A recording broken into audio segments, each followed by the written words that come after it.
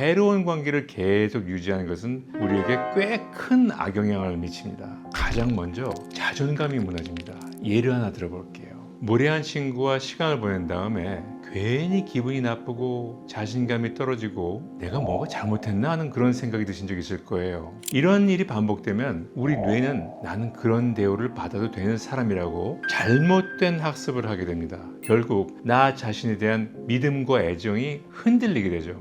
자, 그렇다면 손절을 잘하는 방법이 있을까요? 관계를 끊어야겠다고 마음먹었을 때 어떻게 하면 깔끔하고 현명하게 할 수 있을까요? 안녕하세요. 30년차 정신과 전문의 유상 원장입니다. 자, 혹시 이런 사람 주변에 있나요? 만날 때마다 기분이 나빠지고 내 자존감에 상처를 내는 사람, 뒤에서는 험담하고 자기 자랑 실컷 늘어놓으면서 정작 여러분의 좋은 소식에는 시큰둥한 반응을 보이는 그런 친구요. 지금 여러분 머릿속에 떠오르는 사람이 있을 겁니다. 오늘은 조금 민감할 수도 있는 주제, 바로 관계를 끊는 것, 손절이라고도 하죠. 여기에 대해서 이야기를 해보려고 합니다. 만나면 괜히 기분이 나빠지고 에너지가 쭉쭉 빠지는 그런 사람 주변에 있을 겁니다. 자, 그럼 질문 하나 드릴게요. 모든 인간관계는 평생 유지되어야 한다. 이 말 정말 맞는 걸까요? 우리는 살아가면서 끊임없이 변화를 겪습니다. 가치관도 달라지고 삶의 우선순위도 바뀌죠. 그런데 왜 인간관계만큼은 변치 않아야 된다라고 생각할까요? 사실 정신의학적으로 보면 해로운 관계를 계속 유지하는 것은 우리에게 꽤 큰 악영향을 미칩니다. 가장 먼저 자존감이 무너집니다. 예를 하나 들어볼게요. 무례한 친구와 시간을 보낸 다음에 괜히 기분이 나쁘고 자신감이 떨어지고 내가 뭐가 잘못했나 하는 그런 생각이 드신 적 있을 거예요. 이런 일이 반복되면 우리 뇌는 나는 그런 대우를 받아도 되는 사람이라고 잘못된 학습을 하게 됩니다. 결국 나 자신에 대한 믿음과 애정이 흔들리게 되죠. 그리고 또 하나, 정서적 에너지가 고갈됩니다. 자, 혹시 이런 경험 있으세요? 어떤 사람을 만나기 전부터 이미 마음이 무겁고 만난 다음에는 며칠 동안 그 일로 머릿속이 복잡해진 경우요. 이런 관계는 여러분의 소중한 에너지를 소진시켜서 정말 좋은 사람을 만날 때 쓸 시간과 여유, 에너지를 뺏어갑니다. 그럼에도 불구하고 많은 분들이 이렇게 말씀하세요. 그래도 정이 있는데 오래된 친구라서. 하지만 여러분, 정이란 이름으로 독배를 계속 들이킬 필요는 없습니다. 무엇보다 중요한 것은 여러분의 몸과 마음을 건강하게 지키는 겁니다. 그게 바로 더 나은 인간관계를 만들어가는 첫 걸음이기도 합니다. 구독, 좋아요도 부탁드리고요.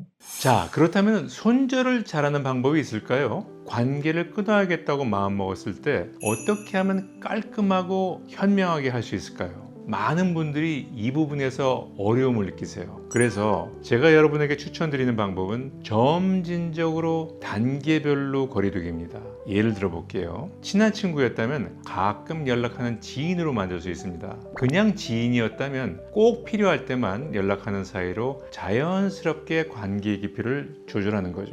혹시 지금 떠오른 사람이 있나요? 그 사람과의 연락 빈도를 조금씩 줄여보세요. 그리고요, 개인적인 이야기는 더 이상 공유하지 않는 겁니다. 내 속마음이나 고민보다는 그냥 날씨하기, 안부 인사만 나누는 거죠. 만약에 만나자고 연락이 온다면 1대1보다는 여러 명이 함께한 자리에서 만나는 것도 좋은 방법입니다. 그럼에도 불구하고 혹시 상대방이 계속 연락을 해온다면 부드럽지만 명확하게 의사를 전달하는 게 중요합니다.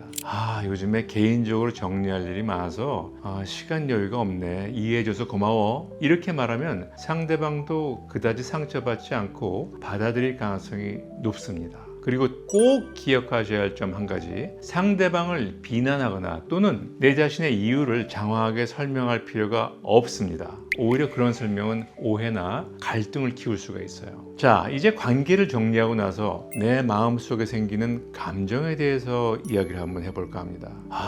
내가 너무 이기적인 건 아닐까? 혹시 그 사람이 상처받았으면 어쩌지? 자, 이럴 때는 이렇게 생각해 보세요. 나 자신을 보호하는 것은 이기적인 게 아니야. 꼭 필요한 거야. 나는 소중해. 내가 건강해야 정말 나에게 중요한 주변 사람들을 제대로 도울 수가 있습니다.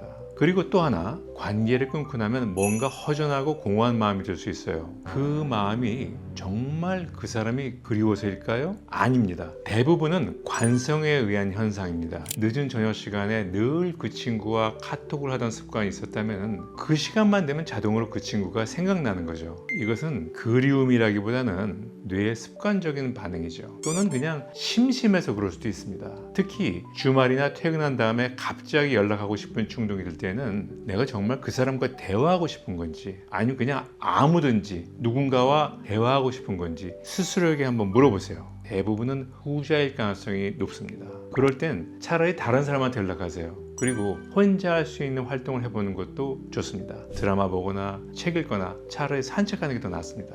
그리고 마지막으로 꼭 드리고 싶은 말씀 한 가지. 이런 감정은 생각보다 그다지 오래가지 않습니다. 보통 한 2, 3주 정도 지나면 자연스럽게 사라져요. 그 기간만 잘 지내면 훨씬 더 편안해진 자기 자신을 만나게 될 겁니다. 오늘은 우리 마음에 독이 되는 관계를 어떻게 현명하게 정리할 수 있을지를 함께 이야기를 해봤습니다. 손절은 무조건 나쁜 게 아닙니다. 때로는 나뿐만이 아니라 서로를 위한 최선의 선택이 될 수도 있어요. 다만 그 방법을 어떻게 하느냐, 그 이후의 시간을 어떻게 보내느냐가 중요하죠. 오늘 영상이 도움이 되셨다면 좋아요, 구독 부탁드릴게요. 닥터유의 마음쉼터 유상원장이었습니다. 감사합니다.